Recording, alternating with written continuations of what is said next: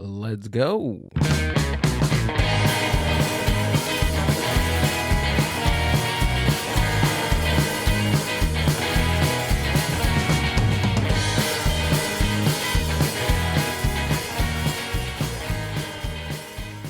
What is up, Mind Buzz Universe? Welcome back to another podcast episode of the Mind Buzz. I am your host, Gil, and working the board this evening, today, this afternoon, this morning, whenever you're listening to this podcast, is the lovely Amber. How are you? Hi, I'm doing good. What's up? Nothing much. What's going on? Nothing. I'm still caffeinated from the morning. Yeah? Yeah. So how many shots do you drink in the morning? 2. How often? 2 shots? Yeah. That's pretty standard, right? But remember, I do the whole weaning off of coffee for a couple days. And then I redo it. I wasn't aware that you do that. Yes. What is that? We've been together for 7 years. I've been doing this. So every so often, I don't drink coffee for a couple days. Okay. Like if it's not doing anything for me, I don't drink coffee for a couple days. And then once I get back to it, it's like, yeah. Yeah. Today was that. It was that day? Was that day. I cleaned the entire house today. So yeah, it works. Yeah. It works very well. I got to do that. I think I got to do it at least like every 3 weeks. I got to do it. Yeah, I don't do it like often. I'll do it maybe once a month or like every so often. But I promise you, as soon as you leave it, and I know sometimes it's hard, but when you come back to it, it's like, Yeah? Yeah, like you tasted coffee all over again. That nice. first sip of a fresh espresso in the morning is like the best thing. I wonder if this is equivalent to like someone getting clean off drugs and then they relapse. Is that intense? That's I don't know. I'm just would hope thinking not. like because the way that we're talking about it is usually like, ooh. usually when that happens, people like they OD. I know, but it's you bad. know what I mean. Yeah, you know what I'm trying to say. I know what you're trying to say. Okay, say something. Like, you would seem like like an awful like what person. I'm. Yeah. Like, No, that's good. I not condemn you for that. I congratulate you. deep down inside, you condemn me. No, I wish I should try that. I need to try that because I think this week I'm at the point where the 2 shots aren't doing anything for me, and I end up drinking a Monster like what I did today. Like and right you still after. have the coffee And right I'm doing 2 shots right now. Yeah, And it's mid-afternoon. I'm condemning you. Condemn me. Drag me to hell. By the way, Drag Me to Hell is one of the movies that I seen last week. It was awesome. Did you like it? What, like the Sam Raimi? the last parts I seen? Yeah. Yeah, it was cool. It was kind of weird. It was weird, huh? Yeah, well, because I walked in like 75% into the movie, and I was like, "What the fuck are you watching?" Yeah. So I wasn't sure if it was like a horror movie or a comedy or like somewhere in the. Okay, so what you seen the last like 30 minutes of it? I thought it was pretty campy. It's pretty campy, right? Mhm. I think that's why it's on the list. Yeah, that makes sense. Yeah. But I mean, if I would have known from the beginning that it was campy, then I wouldn't have been like. I think it's just Sam Raimi as a director or a writer. I think he directed it, but I'm also pretty sure if you look it up real quick. And then we'll bring in our guest. But, sorry, guest. We'll be right with you. You're on no, hold. I'll bring him in right now. What am I looking up? Just Drag Me to Hell, written by. And while Amber's doing that, let's bring in our next guest this evening. He's a content creator. He's also does stand-up. Please give it up for Drew Martinez, ladies and gentlemen. He is now a podcaster. I got to add podcaster at the end of every introduction that I do because now they're podcasters after they come on the show. Nice. Thank you for having me, Gil. Yeah. Wonderful spot. Of course, man. Thanks, dude. Appreciate it. Yeah. You guys were talking about the Drag Me to Hell. Yeah. You watched it? You seen No, it? I haven't yet, but I was looking at it. I was like, should I watch it? It's like one of those ones I wasn't sure of, to check out because I feel like a lot of, from 2020 and on, are a lot of predictable, scary movies. Yeah. Oh, yeah, right there. Drag Me to Hell 2009 was written by Sam Raimi and his brother Ivan Raimi.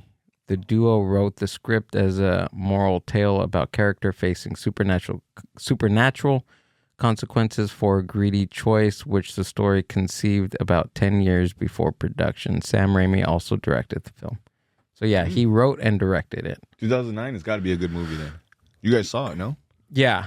Yeah, I watched it last week or... On Sun.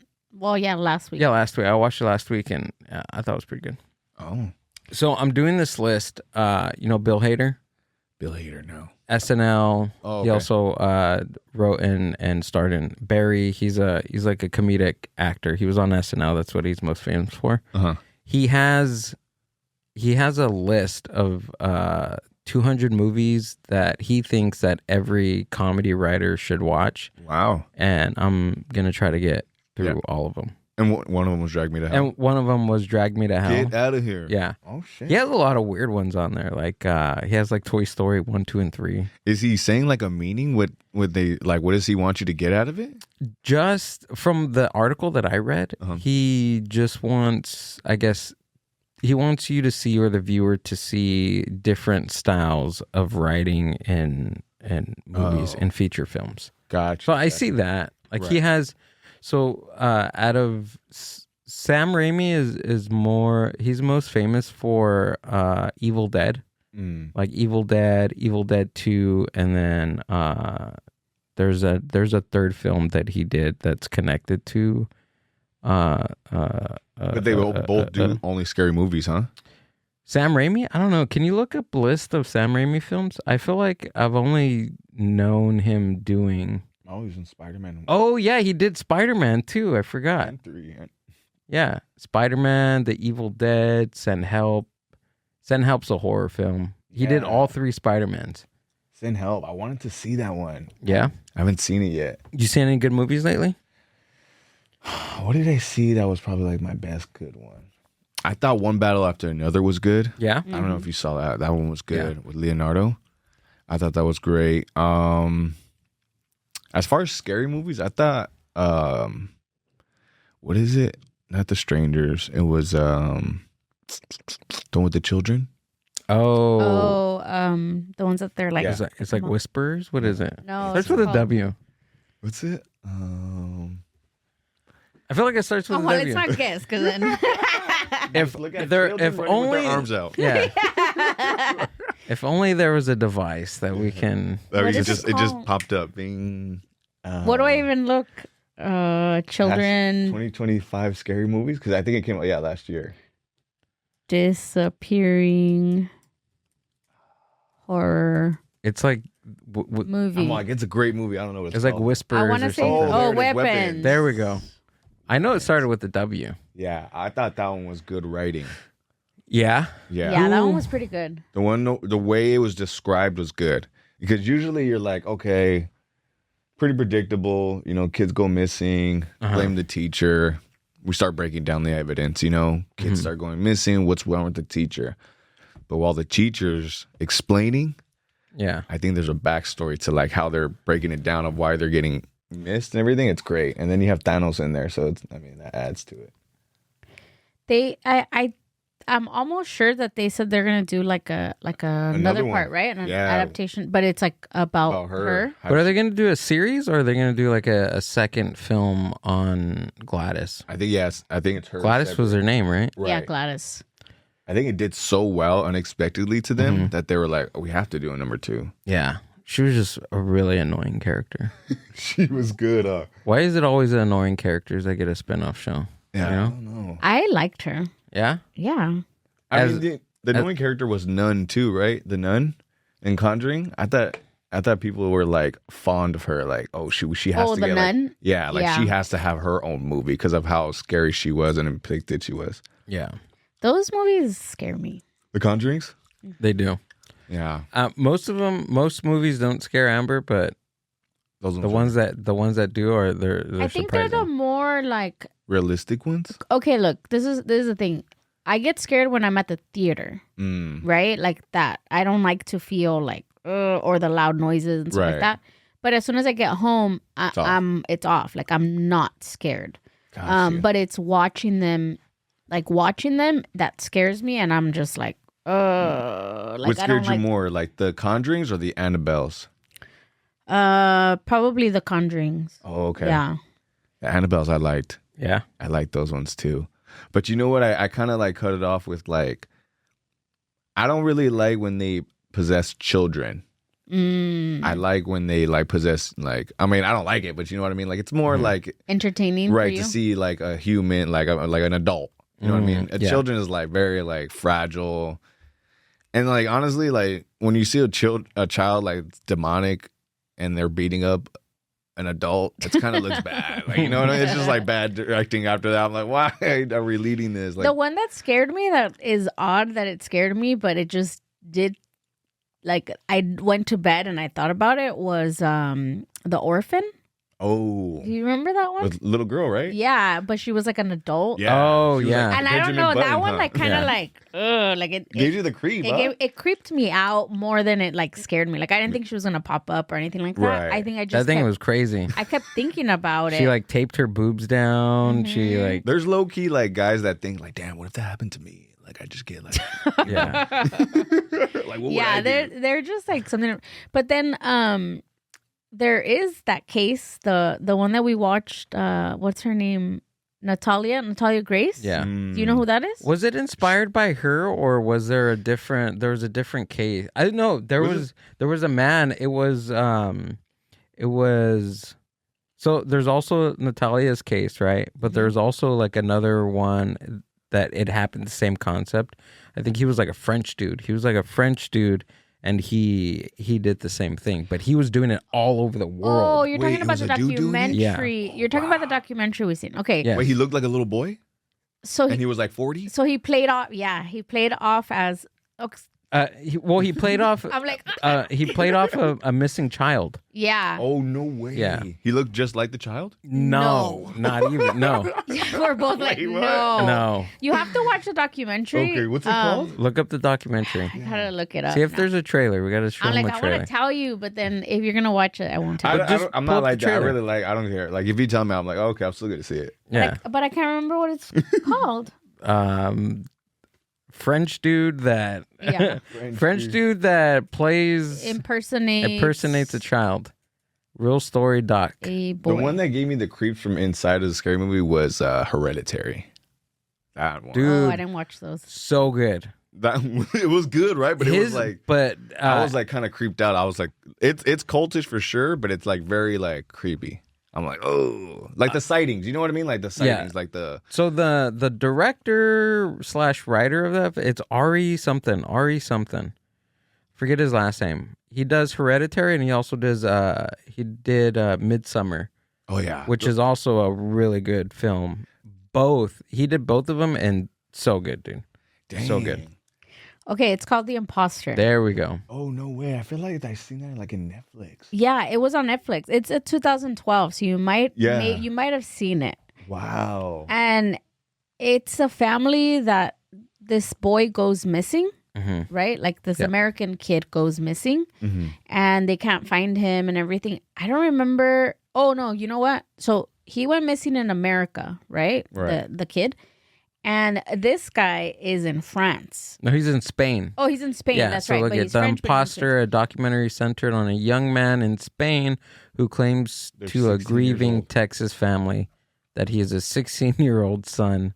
He is their 6-year-old son who has been missing for 3 years. Yeah. So, but the guy, the imposter guy, is like in trouble with the law and stuff like that. So he's Right. trying to see how he gets out of like, you know, what he's doing. So he goes on like missing children posts or like the FBI stuff, and he sees this kid, and he's like, okay, I could can pull probably this off. pass for him. So he calls like the bureau and says like, hey, I'm the missing kid. And they're like, what the hell? What is he doing all the way in Spain? Like, he's from Texas. Yeah. And then, yeah, he like Oh, dyes no his way. hair and all these Yeah. things. They take him over to Texas.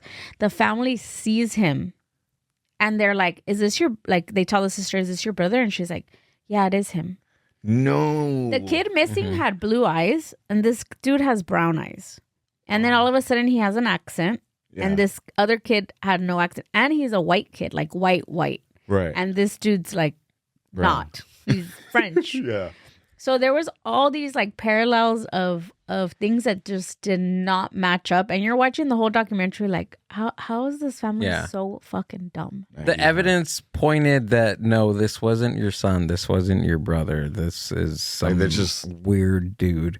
I think he still had like an accent. Yeah, they had an accent. He had an accent, like a Spaniard accent. He was like trying to get caught.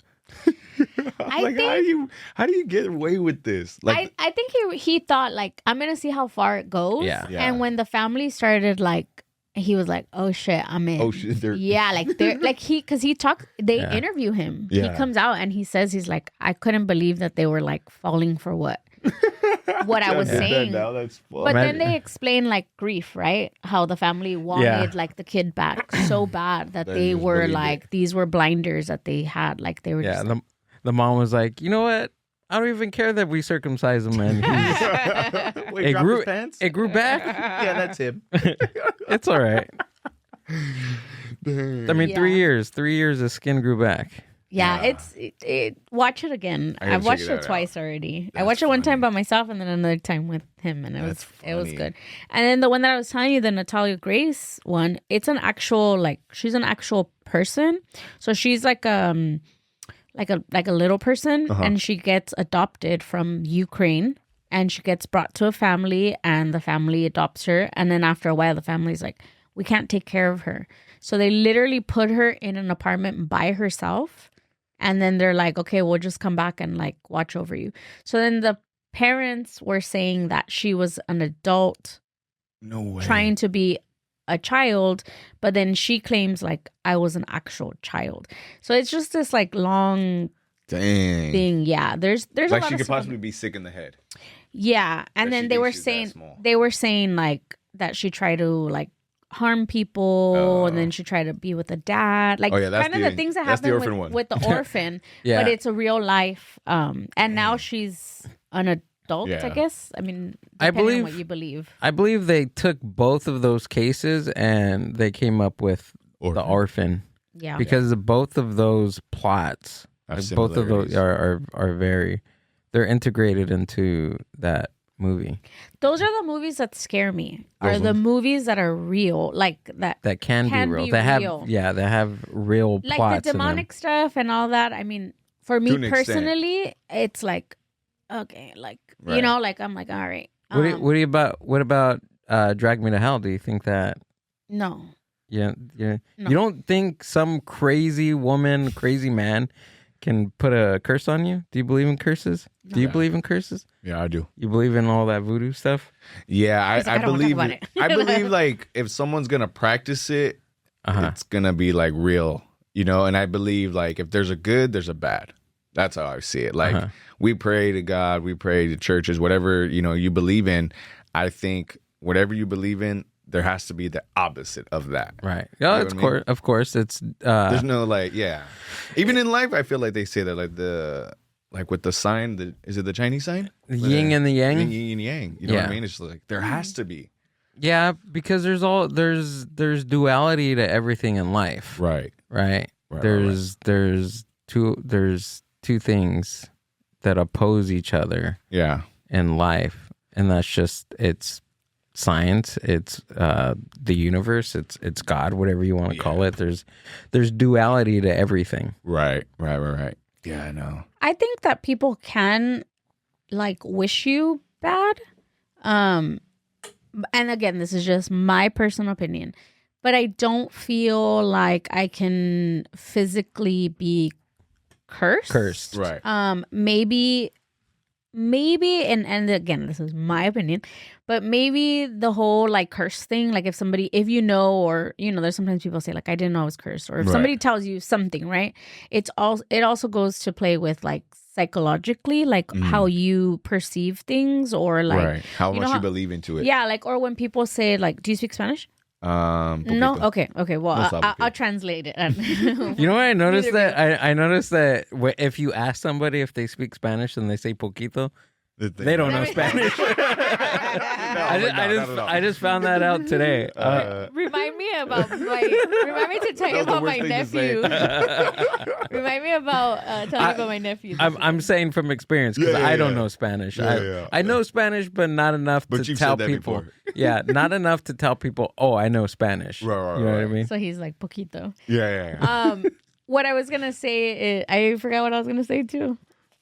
About the curse. About the curses and like people. Okay, like when people say like they wished bad upon you, or like just those things. Again, I think it goes with kind of what you perceive or portrayed it, or even like when people have said, like the other day I was talking to a friend and she's like, that she had gone to get like her palm read. Oh yeah. And again, I don't believe in like, oh, you can tell me my future, but I also don't want to go because I don't want someone to influence my mind. Yeah, with you can have it fixed. That can maybe possibly not happen. And I also think like your mind is very, very fragile, but also very like you make things happen for yourself. It could be very strong in the sense of like, if you really believe that these things are going to happen, some way, somehow that path is going to get there.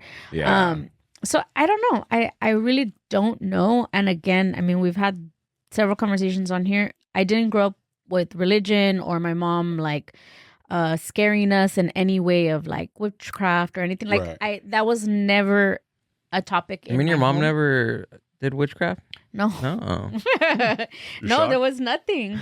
So it's like Gil's shocked. Yeah, he's shocked. And it was nothing like ever like, oh, put the candle on. Like any Latino, like things that maybe are like nothing like that was ever presented to me. So now as an adult, it's like those things fascinate me. Like I think like, oh, cool.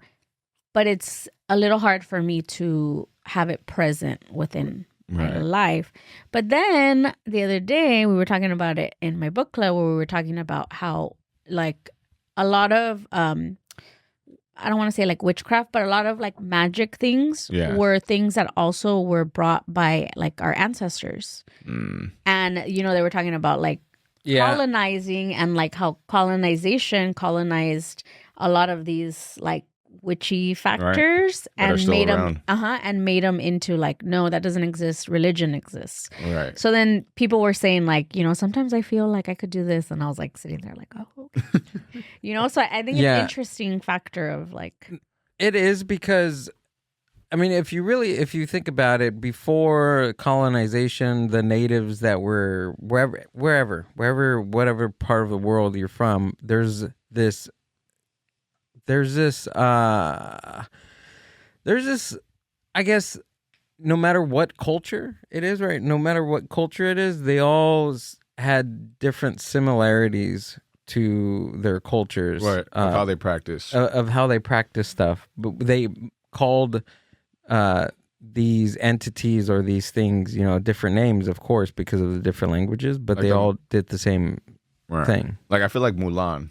Like, for instance, when he's like bashing the bells and waking up all the gods, it's like, I feel like that's the same thing. Like, when the same thing as the Mayans, they could be preaching to certain gods as well. And they do like smoking, they do like sacrifices, they do like horn. Yeah, they do like certain things. Then you go to Nigeria, wherever there is, and you have like, they have like the sticks through their face or like whatever that I don't even want to be wrong, but you know what I mean? That we've all seen that, religion where they believe in that, and they only eat a certain type, and some of them are like, squirrels, humans, wherever they kill, and I'm like, dude, what's crazy is like now that so much internet's gone out, is that you could see like there's a guy that like will travel to like an island and he'll like put a droid up to see like who's there, and like you just see like the islanders still still in like almost like 1800 war, ready to go. Like they haven't stopped moving there. Yeah, because they're islands that haven't been occupied by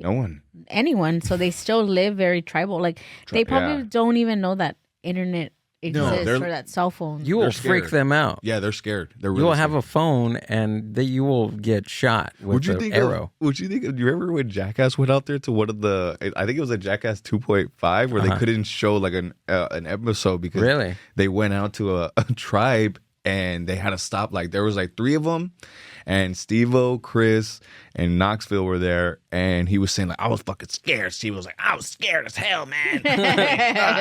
Those motherfuckers were going to eat me alive. And I was like, dude, they were. A guy was like going like, ow, ow. Oh, really? I was like, oh, shit, dude. But they were like, they're going to eat whatever they eat. So they were like, testing it out. Like, they just couldn't do it. And one of them was getting crazy with like what's it called? Like, he had like, it was like elephant teeth around his neck, dude. Like, I don't know what this was.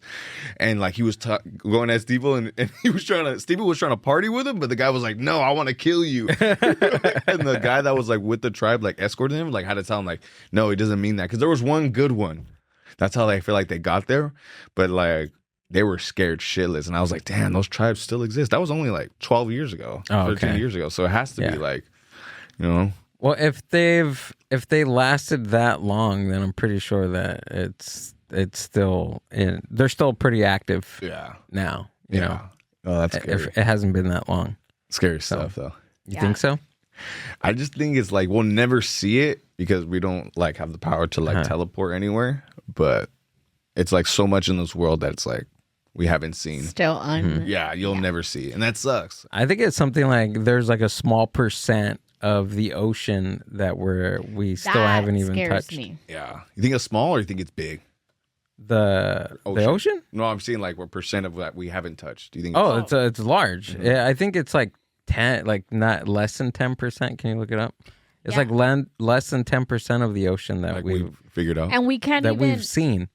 So there's other 95% of ocean that we haven't even seen or touched or experienced. Because we can't travel that far down without the pressure, like imploding everything. It's like space going up and down, right? Like once you hit space, you're pressured out. Yeah. You'll have no air, basically.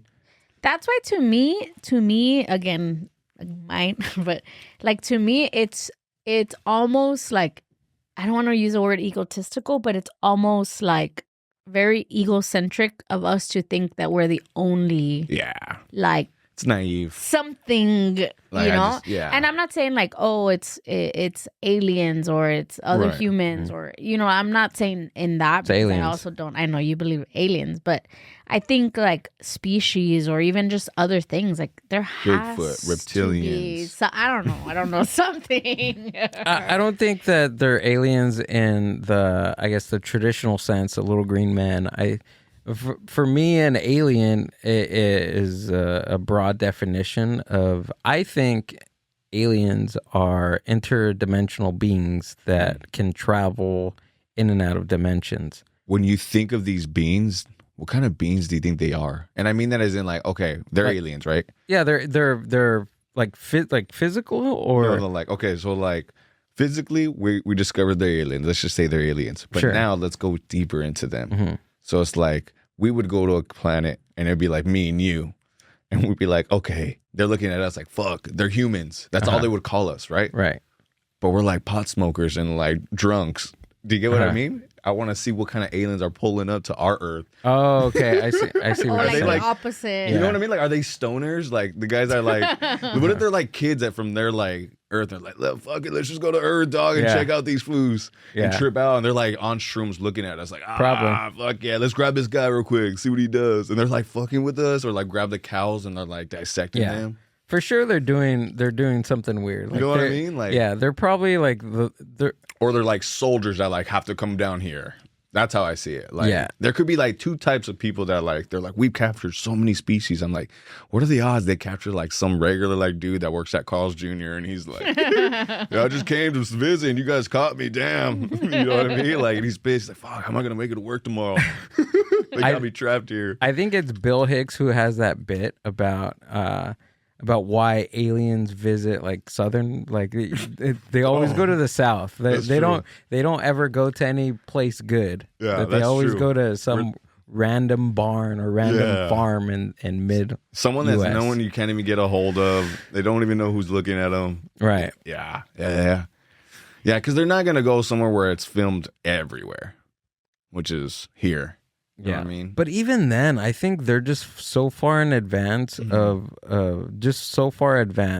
that they have the power to manipulate just anything. So do you think there's also like multi-universes? Oh yeah. Yeah. But do you think multi-universes, but the same person we are, but now you just have like, okay, 3 eyes. Now you have. Oh yeah. this. 100%. Kind of like now that we're watching Star Wars, I kind of like it. I know it sounds goofy, but it's almost like You could be one of those characters. like it could be that. Like that how? it Like where are they is. getting like, this yeah, from? like Yeah. Like you guys don't make up something unless knowing something. Yeah. You know what I mean? Because I'm not gonna know what an alien looks like if I've never thought about it. yeah. You know what I mean? Or if I don't even know what it looks like. Like Right. if they're like, draw me something and it's a word, but you're like, I don't know what the fuck that is. Like I think that there's sightings, right? We can't I was gonna say discount, or we can't say Discredit. we can't discredit. We can't discredit people that think that have seen an alien because for one, we don't know what they look like, and then two, I feel that these interdimensional beings can turn themselves into whatever we perceive them as. Shape-shifting, huh? Yeah, they can shapeshift into whatever they think we think that they look like. Yeah. Right. And honestly, these interdimensional beings, we don't have the senses to even see them, track them, smell them. Right. We're like ants to them. Exactly. Yeah. We go about our days. We don't understand like what they look like. Obviously, we know like they're bigger than us. Yeah. You know, they could do whatever they want with us. But you know what's crazy to me with that? Everything, it's like, it's not against the law to talk to them though, right? If you were to land one, if they were, right? But it's against the law to talk to a dolphin. Is it really? Yeah. You can't communicate with dolphins. It's illegal. I seen something like that about dolphins. No, it's true. You can't talk to a dolphin? You can't. Why? Because you'll try to. They'll know how to communicate with you. It's fucking weird. There was a guy that went down in San Diego. His dolphins took him down, and made him start building like an empire for him. It was telling him shit, and he came back like 3 days later. It was crazy. The guy went missing, and then the guy that came back, like he was saying, like, "Oh yeah, I was talking to dolphins, and they brought me down to their lair, and basically I had to work for them."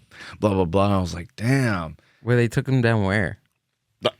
I don't know. To Atlantis. Yeah, that's what he's saying. Like he's like Really? making Like up. that, yeah. It honestly sounds like he's making it up, but like he was actually getting like a crime. Like he was actually going to jail Are like you for talking to serious? them, supposedly. Yeah, that's what he's saying. But everyone's just being like, "Oh, you're crazy." But now if you look at the law, it's against the law. Where is it at? Dolphins shocked and speak their language. I seen that though. I seen saw the it, guy right? that Where they might even And take then- it down. They're And then hearing us. this week I seen something in a comment section on TikTok that said, how can you talk to something but it's illegal to talk to dolphins? And I was like, what the hell are they talking about? Just- but now it makes sense that you're saying that. Just look up, is it illegal to talk to dolphins? That is wild. This is the first time I'm hearing that. Really Yeah. Over here, look. I'm not much into, Yes. I don't follow. attempting. I To swear, communicate dog. with or You can't talk to them. wild dolphins can be considered illegal. What the? Under the U.S. Marine Mammal Protection Act, it is unlawful to engage in harassment, quotations, quotes, which legally includes any action that has the potential to disturb a marine mammal by disrupting its natural behavioral patterns. What do you feel about that? Doesn't it make you want to talk to them? Yeah. Right? I know what they're saying. The ones at SeaWorld are saying, But why? we want the Yin Yang twins next week. Didn't they perform there? Dude, who was there this past week was Baby Bash. I was like, hey, I'd go see Baby Bash to listen and to watch some dolphins do some backflips, you know? Did you know that they were doing that Who? at SeaWorld? Did you know they have live performances there now? The Yin Yang twins? Yeah. Really? And Baby Bash. Yeah. And Baby Bash? They're doing they Waka Flocka, Yin Yang twins, Baby Bash, Soldier Boy, Nelly. I didn't know that many people. I promise you, look up SeaWorld's concert list and there's going to be tons. I mean, they look horrible. The Yin Yang twins look bad. You know, just, I mean, Dude, I would that hire was- them for like a wedding, but that's about it. That was the time, dude. That was... What like- if the dolphins like That's what I'm saying. Like R&B and rap, and they're making them right. What if these people? there's something behind them just pulling up? That makes no sense. Why aren't they pulling up to Knott's Berry Farm? That's true. No, Ratchet that place would get. Yeah. Oh look, they're going crazy. And is that where the dolphins are held? I'm not sure, honestly. yeah, I think they make them do tricks right here in the front. I think they honestly might be for real. I'm not joking about that. What the heck? That's actually not that bad. $40 for a ticket isn't really. You're like, You're wait, like, hold all on. right, we're gonna. Okay. Yeah, they have to because look at that launch pad right there in the middle is probably Yeah. where the trainer like hangs does out right tricks and shit with the. All right, I gotta go see this. You have to. Let's go see orcas. I've never been to SeaWorld. Oh, so you do a day ticket and then you have to buy an additional ticket? Next, coming out to SeaWorld, Los Bookies. Imagine Ramon Ayala. He's I know, like, they're all like, hey, let's He's on a get it. dolphin.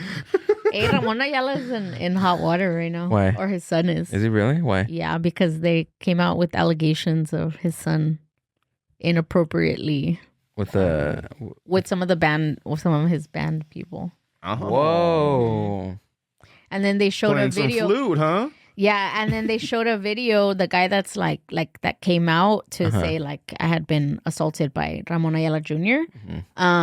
He gave as evidence like video. I guess he was taking videos of stuff, and then the guy. I didn't mean to laugh. I'm sorry, but Ramon Ayala Jr. I guess at some point like is taking a dump, and then he like wipes himself with toilet paper and he opens the door to like the restroom and he starts throwing it at like the band guys. That's grimy. Yeah, so they're saying like not only is he accusing him of like sexual, but also like just like misconduct in general and the way that he like That's gross. treats. Yeah. It's assault, honestly. Yeah. It is. I mean, to even throw your urine at someone or like, you know, that's Or assault. if you- Spitting at someone. If you spit at somebody, it's assault. Yeah. So That's wild. Yeah. But I'm yeah. like, why? Why what? Why would you do that? Look, I can see maybe he tried to make a pass at him and he didn't like it, right? Yeah, so the guy says that Ramon Ayala Jr. was trying to make passes at him, like, you know, So for a while. I think there's two things going on. The maybe passes at him, and then also, you know, dudes. You know, Yeah, dudes. but come on, to We fling do some- your caca paper. But that's what I'm saying. That's such a rock and roll thing to premeditated, do. baby. You know what I mean? Like you guys are hanging out. You guys are on tour. You guys are messing around. You're just hanging out with the dudes. You do some You're weird drunk. stuff like that. You're drunk. Right. There's alcohol, there's drugs, whatever is involved. Because they're definitely not living a sober life on tour. Right.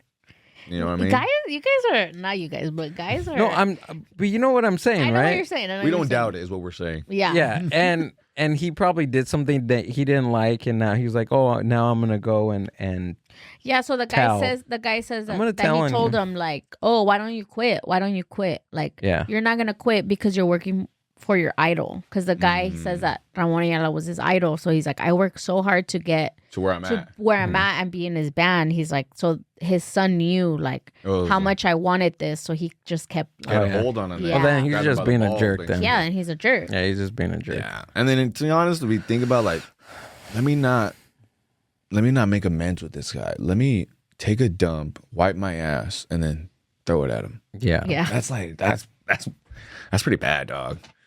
yeah. I wouldn't do that. You know? Yeah, that's gross. Because I even think someone throwing a drink at someone is terrible. Like that. Yeah, it's disrespectful. So like, I think I'd rather get, I don't know, would you rather get spit on? Or like someone like at you, or like a drink thrown at you? I've had both, and Which one did you like more? Which one was your favorite? I'd rather the drink. The spit grossed me out. Why, it hit your lip? Yo. It hit my face. Oh, yeah. Anywhere in your face, honestly. Is gross. I was like Anywhere gagging. on you. I was gagging. Ugh. And then the dude that had the audacity to do that to me, like he was telling everybody I was crying. I was like, no, I wasn't crying. I was Getting the loogie out I of was my getting eye. a loogie out of my eye, and I was like, oh, it's making me. So then you'd rather take the drink for sure then. Oh yeah, drink one. What was it, a drink? What was it? A beer? A shot? It was like a soda or whatever. It wasn't crazy. He's all All right, well, we gotta know why these stories. I've had random stuff thrown at me. My own clothes, my own underwear. Remember that time that guy punched you when you tried to kick him out? I think it was a homeless guy. You were still working at the fair. Oh yeah, I remember that. I got punched out by a homeless dude trying to kick him out of a bar because I used to be a bar manager. No way. Yeah, and we were closing down, and it was an outside like trailer bar type of thing, and we are doing an event, and I was closing down the bar, and he was just hanging out, and I told him, I was like, all right, dude, you gotta go now. He was trying to talk to the bartender. Yeah. And I told him, I was like, okay, well, we're closing. You gotta go now, like leave. Right. And then he's like, okay, and then he walks away, like pretending that he's gonna leave. And then I'm bending down to go like put some cups away, and as I'm coming up, like he swung at me, like he barely like hit you. He barely hit me, but it was enough to like call security because I don't know. You don't know these crazy people what they have now. No. Like he could have had a gun, he could have had a knife, he could have had something, dude. You should have just been like, here, take her. It was Pomona, yeah. All right, if it's not that serious, here, take her. It was Pomona, dude. It was crazy, yeah. Yeah, that's where I live. It's bad. Yeah? Yeah, that's right. Yeah, I know for a fact it's bad. It's all right. I like Pomona. Yeah, Pomona's it's a good veteran area. You know what I mean? Veteran area? Veteran? Like, there's a lot of vets there, I feel like. Oh, okay. I see what you're saying. Like, it's an older crowd hangout, I feel like. Yeah. When you're in Pomona downtown.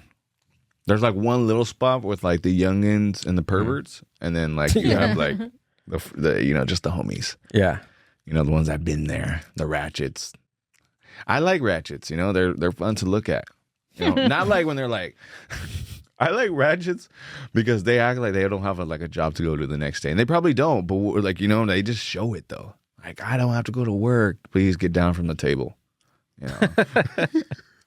But hey, those ones keep the world going around because it would be boring too. Like you didn't see any action, but you see like one person like doing what they're not supposed to be doing, basically. You're kind of like, hey, I like it. I like the fact that Amber, like the night before last night, like 2 days ago, Amber witnessed somebody almost getting like pulling out a gun on somebody. And then the next evening, she was like, can you go walk and go get me ice cream? It was in our neighborhood. I just thought about that.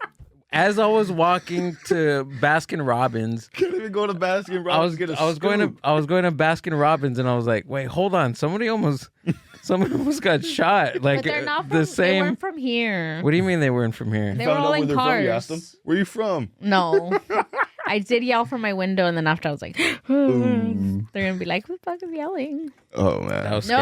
I was eating dinner. Well, I wasn't eating dinner. I was eating a snack in the kitchen. He was gone. And then I was eating my second dinner. I heard that's all I was doing. You describe it out. And I heard like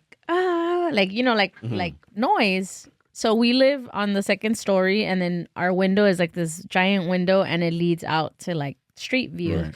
So I was like, what the heck? And I like ran to my window, and as I run to my window, I see like a truck, and then a motocross bike, and then this guy, and he's like walking away, and he had a helmet and a backpack, and he was like, it's not me, you have the wrong guy. That was crazy. He's like, it's not me. And then one of the guys from the truck gets off, and then he like, oh shit. I didn't see the gun, right? You could see him motion. But I mean, come on, what are you taking out of your pants, right? Or unless he was like trying to scare him or something. So then that's what I seen was the movement. And then the guy that was running was like, don't shoot me. And my instinct was like, hey, like, because I'm like seeing someone in distress. So for me, it was like, Yeah. And then after I was like, oh, shoot. And then I'm I like, shoot her. And then I crouched down. Like, she's closer. That right there. Yeah. So I was like, And then Buddy, I was only helping you. Let's get her. I'm on 911. I'm calling 911 on my couch. Like, but the guys took off, and then I didn't know. So like the whole night, I don't know. I'm an empath, so I think of these things like right. And then I was just thinking, except if she wants ice cream, then she I didn't even think about that. I'm sorry. Things people out in the wild. But yeah, so I don't know what happened to the guy. I don't know what happened to the other guys. I don't know what the whole thing was.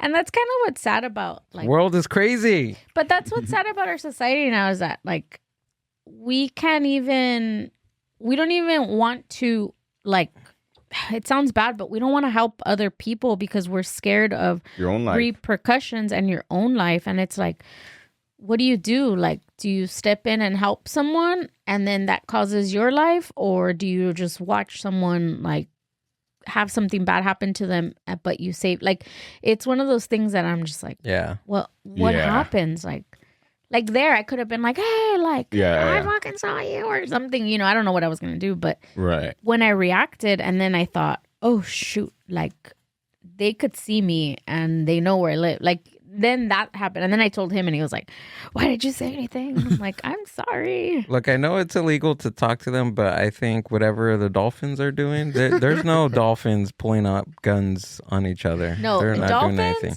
Dolphins. They're pretty peaceful. We need to talk to them and ask them. No, they're not. Dolphins. Dolphins might be a little sneakier than you think. They're okay. They're a little bit horny, but they're fine. Dolphins rape. Yeah.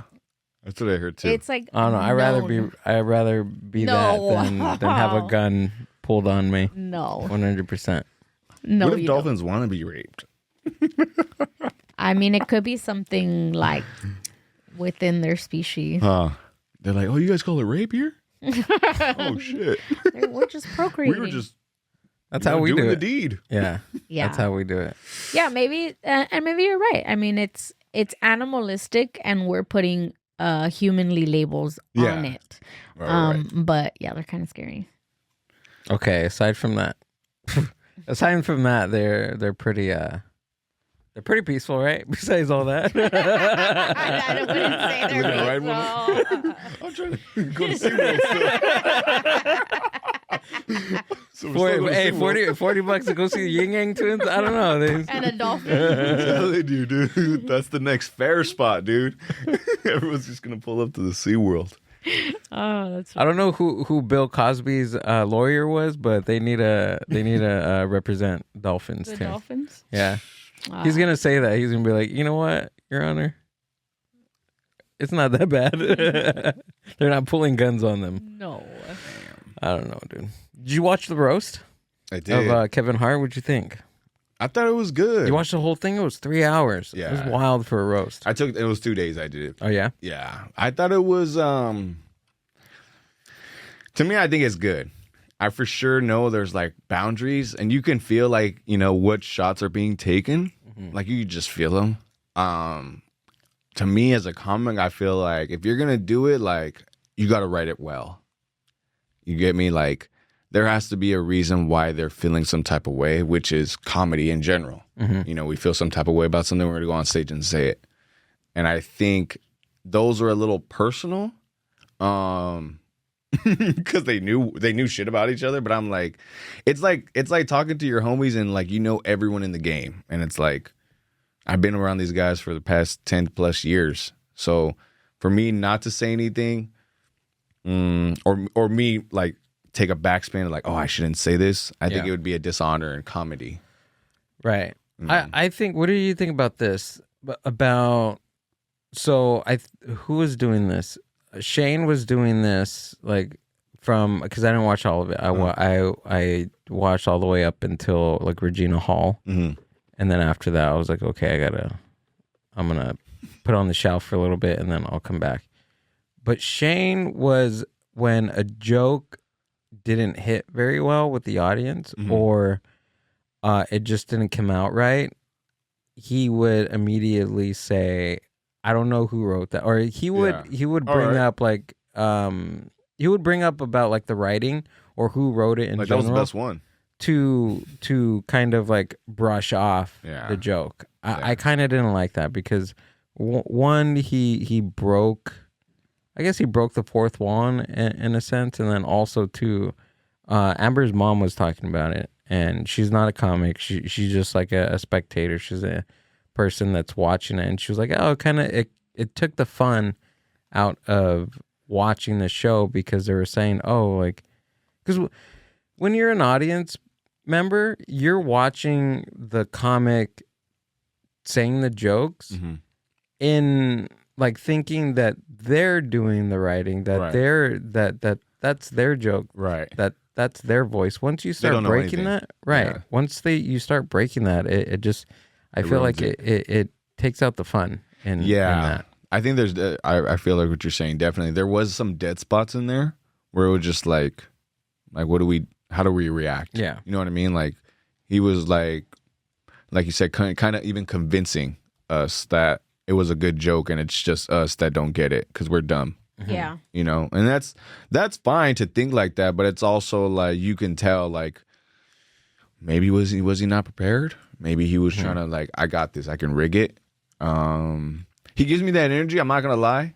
A lot of like I can riff this. Yeah, you know. I also like too that who was it? There was a few people on the roast panel that they were reading the teleprompter that probably didn't see the jokes.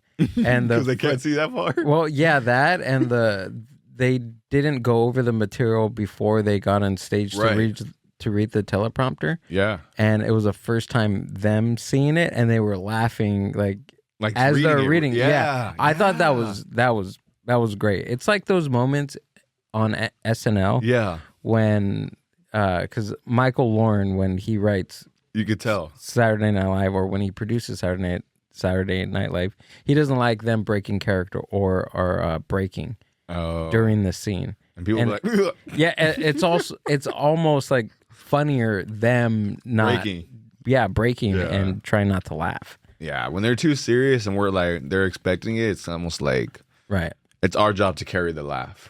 Yeah, but sometimes if the comic is saying it, it's almost like they are already convincing us because they're laughing at it and we're listening to them. So I think whatever they're thinking is going to be funny. Yeah. But I think the roast was good. I think we need those because I think those are going to be around for a long time, like how they have been already. I mean, I just hope Jeff Frost is at the next one because he was great. He was the best. He's fucking murdered. Yeah.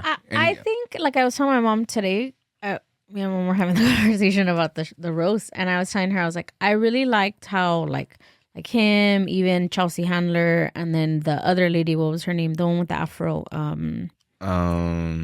But you know who I'm talking about, right?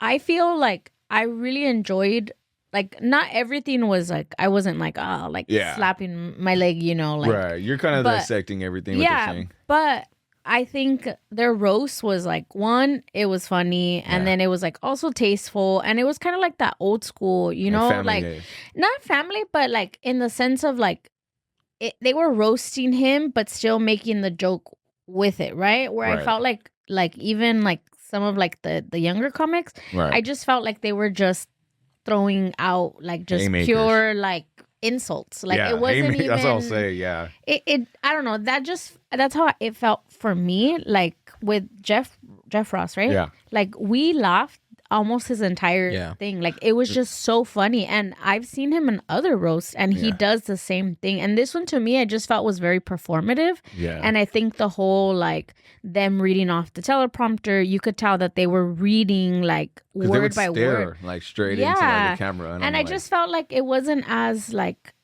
it was too much of a show, too like a performance versus like a real shooting the shit roast that used to be like the ones that used to come out on Comedy Central when they first started. That's how they were. And they were all comics during that time, to be honest. So it was like when they start bringing up little celebrities, and I'm like, bro, Tom Brady, Draymond Green, like I'm like, bro, Lizzo, like I'm not even, I don't hate to say this, but I ain't even gonna say it, but just like stay in your lanes. Like, you know what I mean? Like, just let the comics that have been doing this for a while, because there were so many comics left out that could have roasted the shit out of Kevin Hart that we would have liked to see. We didn't see Dave Chappelle. You know what I mean? We didn't see Ari Spears. We didn't see like just other black comedians that I feel like could have been up there that I'm like, bro, even bring out Chris Tucker. Who cares? You know what I mean? Like, these are guys that are still in comedy. Chris Rock wasn't there. Like, I'm just like, these guys are. He was even on his show and he wasn't there. What do you think of the funny ass fuck contest? What do you think? I don't think I watched that. Oh no, check it out. That's the competition. on I've been Netflix, wanting right? to watch. Yeah. Check it out. Got it. Yeah, I haven't seen it. We'll come back to that one. Is Yeah? it good? Yeah. Yeah, you guys got to watch it. Yeah. It's good. I've It's been good. wanting to Very watch it. inspiring. Very Yeah? inspiring for sure. I was very inspired to write a lot more for that, and just like how I'm navigating the jokes now. Uh-huh. I think that was very, very inspiring because I'm like, damn, these are like good ones. Like they're writing. I'm like, and then you just like, when you're dissecting them, you're like, oh, okay. How did he get there? You know, why did he bring up this point? Did you start writing sketches first before you got into stand-up, or was it stand-up first and then you started doing sketches? Yeah, I started doing stand-up first for a good like year and a half. Mm-hmm. And then I was realizing like no one supports your comedy. So you got to go get your audience. So then I started working backwards and just started doing sketches. And then I was like balancing now. Next year I told myself like it's straight going to be a lot of comedy videos. Oh, really? Yeah. Like, what do you mean? Like I need to like put my stage performance, because I do hit stages, I do hit shows, you know, I'm on shows, but it's like I'm very bad with recording myself with shows. Got it. Yeah. That's where I'm at. That was one of I have a list of stuff that I want to do and I need to do. And one of them was film more of my sets and post more clips. Good. 'Cause on the podcast, like I do clips like Right. every day. But I feel like I didn't have enough of my stand-up on there. Right. But also, obviously, like I wanted it to look good too, so I just took more time and did that. And with that, that means I have to get booked more, right? I have to get booked more. I have to write new material. It forced me to. So that on my list, filming my sets and clipping more, forced me to go out and go get more shows and write more and film more of like the new material that I had. Yeah. Domino effect that I had on you. That's good. Yeah. Real good. Yeah. How different is it like doing stand up, right? Like upfront people than it is doing like your sketches, or do you think they go hand in hand? Like, is there a difference, or do you think they both like? Yeah, it's way different. I would say because there's no one watching you, so you can literally say like anything, and you're gonna decide what you want to put up. And I think with comedy, it's very in the moment. It's very intermediate. What is it? No, intimate. You know what I mean? Like especially when you have rooms that we do as comics at the beginner levels for us, the amateurs right now that are trying to make a career out of this, we're going to get a lot of intimate rooms. So when you do have those intimate rooms, I think those are more strategic of like, now I have to be funny and tell them like, because I feel like people want to hear about you. You know what I mean? And I've seen tons of comics that like go up and just don't really talk about themselves. And I feel like sometimes they lose the crowd, because when you start to have an opinion in comedy, you start to be like, all right, people are going to either feel one way about you. Mm-hmm. But I feel like if you're like, today I missed the bus, you know, and just missing the bus is, okay, I'm being late. Someone's late. That being late is in general for everyone's going to hit someone here. You ever been late? Mm-hmm. You know, I'm glad my girl's late, you know, just, and then you're going off being late. So it's like very like, okay, contagious. Yeah. Where I feel like if it's like, you know, I think buses should run longer. You know, for people like me, it's like, that's how you feel. Yeah. You know? It's your own opinion. Right. I found like, because I was going off like stories and times that like I've been like hanging out with chicks and like, you know, I didn't know how to describe my comedy, that like things that happened to me. Obviously, they were funny, you know, stories that happened to me, but it wasn't funny to anyone else because it was very personal, as in like, this is what I think should have happened. But I think in general, yeah, it's very different with comedy and doing sketches. I like doing both though. Yeah? Yeah, I love both. If I had to choose, I'd rather go do a show though. Out of filming a skit or something? Yeah. Yeah, I don't know. Right now, since I'm in this weird like cinephile mood, I've been watching so much like movies and most of because I listen to a lot of audiobooks and I read a lot of books, and most of the books that I've read or have listened to were obviously there were comics, but they were more screenwriters than anything. Wow. So I just realized this, I want to say like last week, because I like writing. I like writing, short stories. My number one is jokes. I love writing jokes. Second are like prose writing. Prose writing is just like narrative writing, like writing a novel, like a short story. Yeah.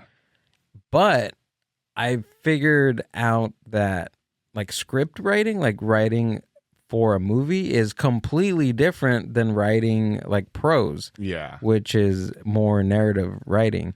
Right. So this past week, 2 weeks, I've been getting into a lot of like screenwriting.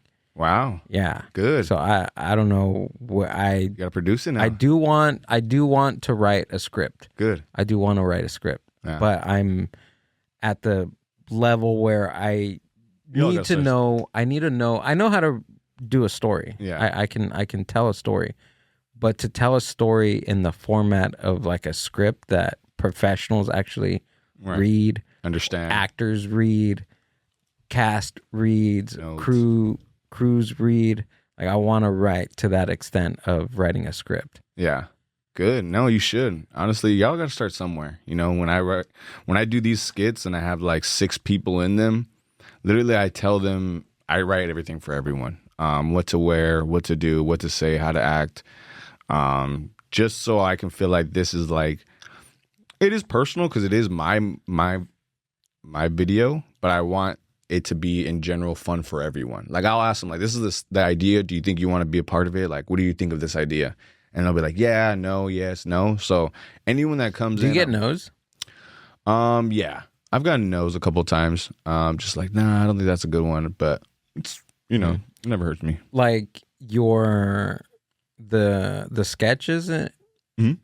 The sketch or just the character that they're playing in the sketch? Because there could be both too, right? Right. Yeah, no, I think it's the character they're playing. Oh, okay. Yeah, they're not liking it. And I'm like, no, that's fine. I'll try to find someone that could fit it.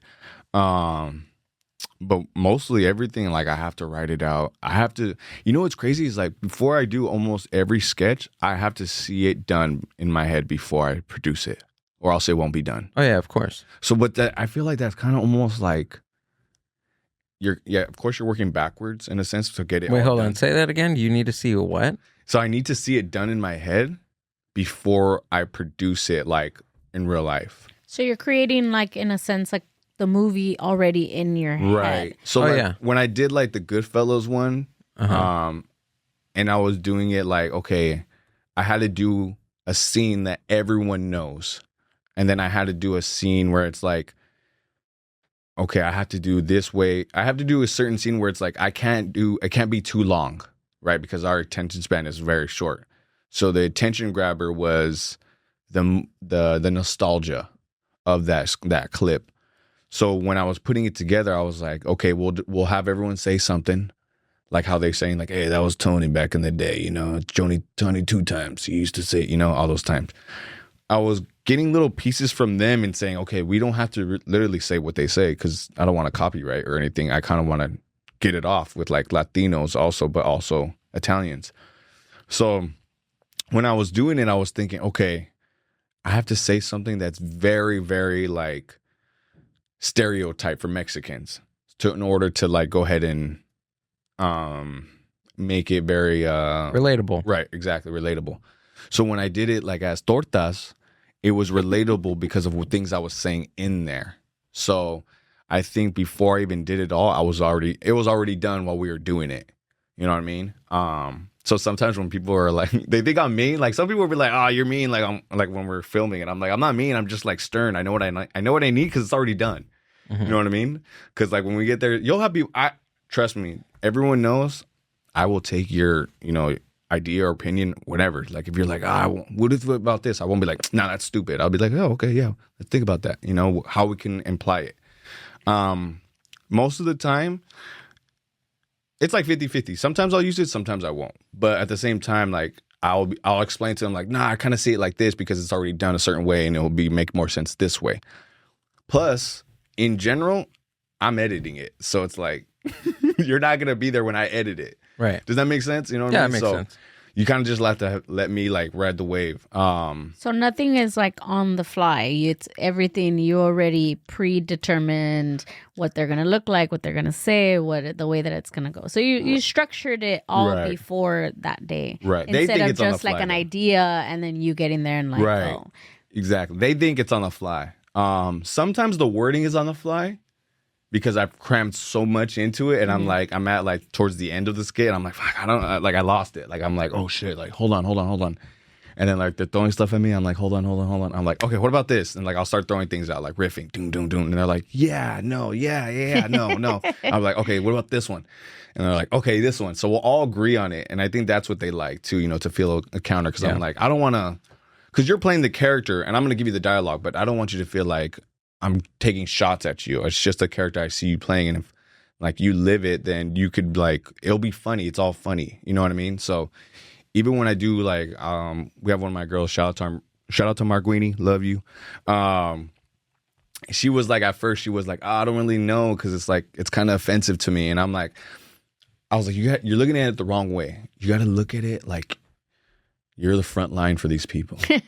you're representing. Yes, these people. you are representing them, because there's been so many comments with these torta videos that have been like, damn girl, I feel great about my body now. Like they're loving it. And that's what I want. You know what I mean? Someone to feel good about themselves. And I think with doing the opposite and a girl actually being in that position what other girls feel like, and her representing and being like, nah, it's just chill out. It's just a joke. They feel more at ease to like even joke with it. You get what I mean? So that's why I feel like a lot of racist jokes like should be played by the opposite characters of that race. Wait, hold on. What do you mean? So like I think like Hold on. What clarify that. What do you mean? So like I think like a lot of like skits like that can't be done should be done by like the opposite race. So like I really think like I was Example. Okay, so I was telling my boy Drew. Drew got jokes. Shout out to Drew got jokes. Love you, boy. I was telling him about like a skit, and it was pretty stereotypes for you know the African Americans or the blacks, but it was like he saw it as like you know I kind of don't want to do it as like a stereotype for them because it's bashing them. And I said I completely understand. Don't get me wrong, but what if we did it the opposite way? What if I was doing it? And he was like, oh, you know what? Nah, still no way. So I really think. Like here's the joke. The joke was, we're gonna drive around. Me and my boy Drew. He's black. I'm Latino. We're gonna drive around. We're gonna see the homies. We're gonna see someone getting jumped, and it's a black crowd. And then we're gonna be like, expected, but both laugh at it, right? Yeah. And then we see someone robbing a bank. Expected. We both laugh at it. Boom, boom, boom. And we're just laughing. We're just like, dang man, why are we seeing all the stereotypes today? And it was more like, all right, so I just feel like I'm part of you now. I get to say the N-word, no? And he's like, nah, still no. And I think it sounds very bad right now as I'm explaining it. But I swear there was like a funniness to it. And I probably thought it when I was like, you know, kind of high. But, you know, I swear there was something in it. He knew what I was trying to get at, but I respect his decision for sure. I would never be like, nah, like you're whack for not doing it. I was like, no, I get you, bro. Yeah. Like, of course we want to keep the culture like positive, of course. Like that's all I'm about too. But sometimes when I feel like you're bashing the culture, it's almost like a push to them to funniness. That's how I feel, you know. Yeah, I think with I think just from my my understanding and just as a viewer, yeah, it's like let's just take it, since we're both Latino, right? We're all Latino.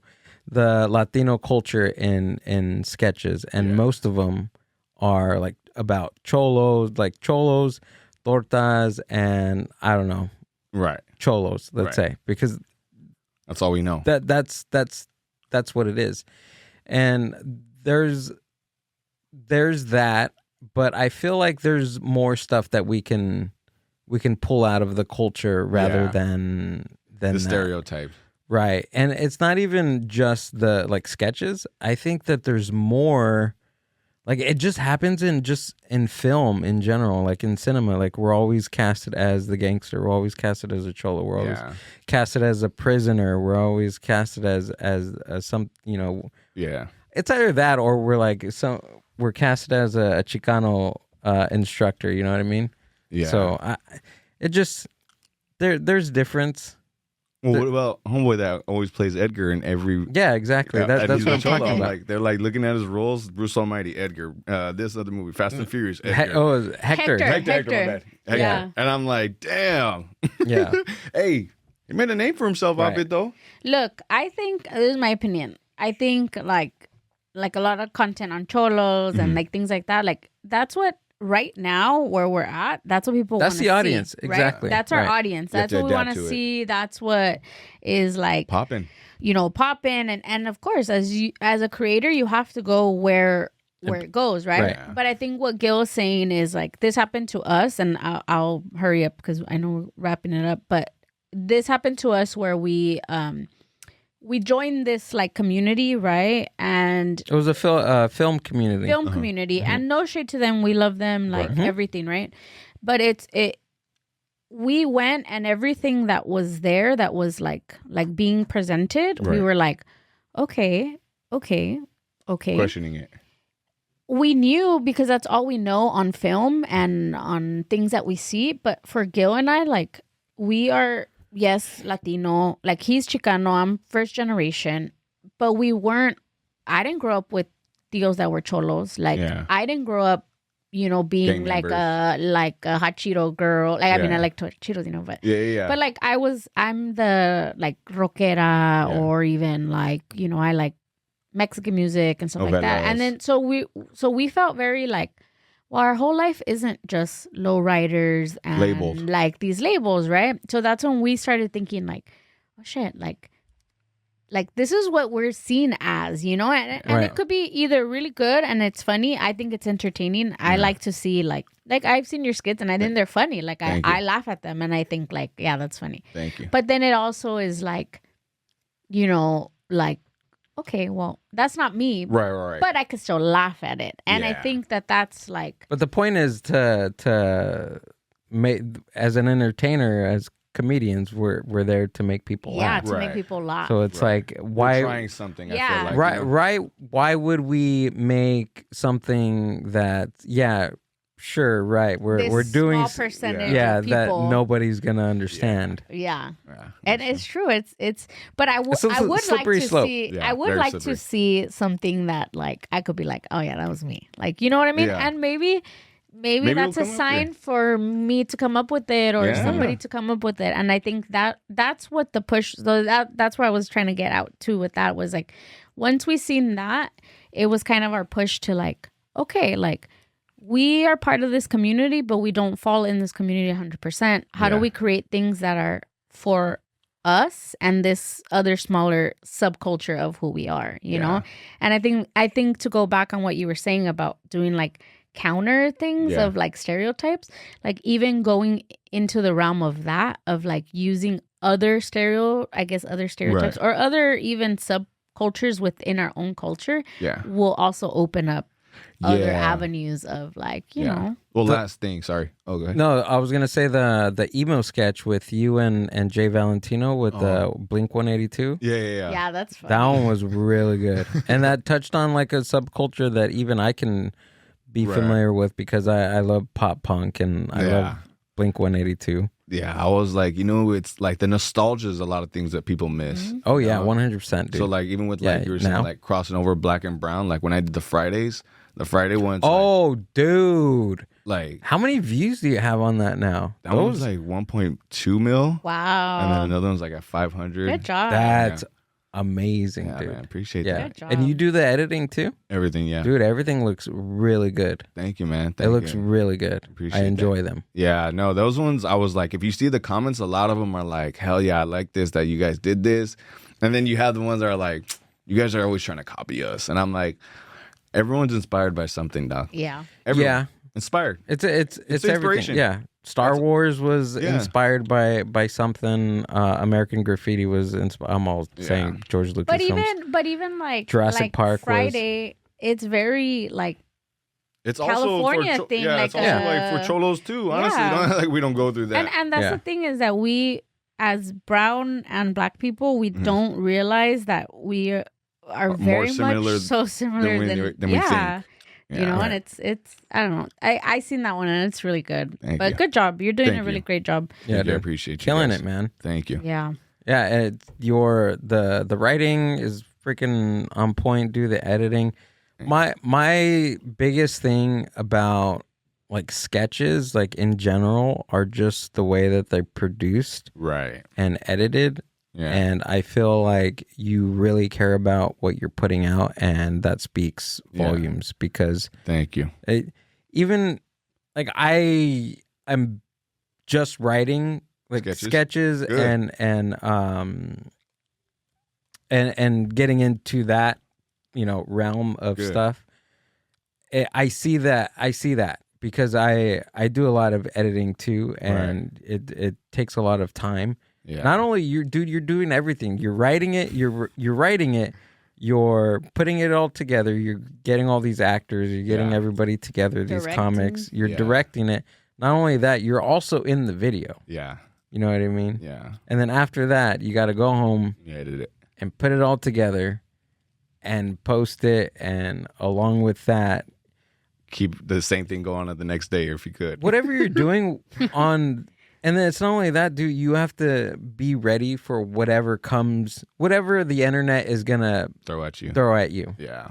Yeah. That's mentally draining as opposed to physically draining, it's doing all that stuff, dude. Yeah, man. But you're doing an awesome job, man. Thank you, brother. I appreciate Drew, thanks for coming out and doing the podcast, man. Thank you. This was freaking awesome, man. Yeah. We got to have you again. Yeah, let's come back. We'll talk about the funny as fuck contest. That's right. We said we were going to put the pin on that one. I want to hear you guys' thoughts on that. Yeah. I'll watch it. Tell us where we can find you, what you got coming up, any shows. Yeah, I'm at a brewery show at Beer Thug Brewery, I think it's called. Oh, they're back? Yeah. What city? I forgot. Sergio told me about it. Shout out to Sergio. Coming up next week, next Thursday, I'll be June 5th at the Stand Up Comedy Club for shout out to Tortarby's 3-year anniversary show. That one's gonna be good. But if you guys want to follow me, Drew Laughs on Instagram, YouTube, TikTok, Drew Laughs. And thank you for the content creation posts and appreciation. I appreciate that. Yeah. Cool, man. Anything else? No, that's it. I appreciate you. Thanks for having me. It was fun. Don't talk to dolphins, huh? Yeah. It's illegal. Don't talk to dolphins, dude. We learn something new every time we do the podcast. Hell yeah. Let's see what I got. What do I got? I got Thai Angel comedy show at the end of this month, May. I got, of course, we have a podcast every Monday night or Monday morning on this channel, whenever you're listening to this. On whatever, YouTube, Spotify. I'm doing a show at Astronaut City in the city of that city, wherever Astronaut City is in. Arcadia. Arcadia? Is that Arcadia? Yeah. Arcadia, and then I have to pay my Toyota car on the 15th is what this is. What your calendar saying. Yeah. Teresa runs that club. Shout out to Teresa Lowe. Oh, dude, she's cool. Yeah. She's really cool. And then let's see. I think I'm doing something on June 19th. So hit me up on that and go follow me at GilBillyDelic on Instagram. That's it. We're doing some cool stuff here. Peace out. See you. The Mind Buzz Podcast.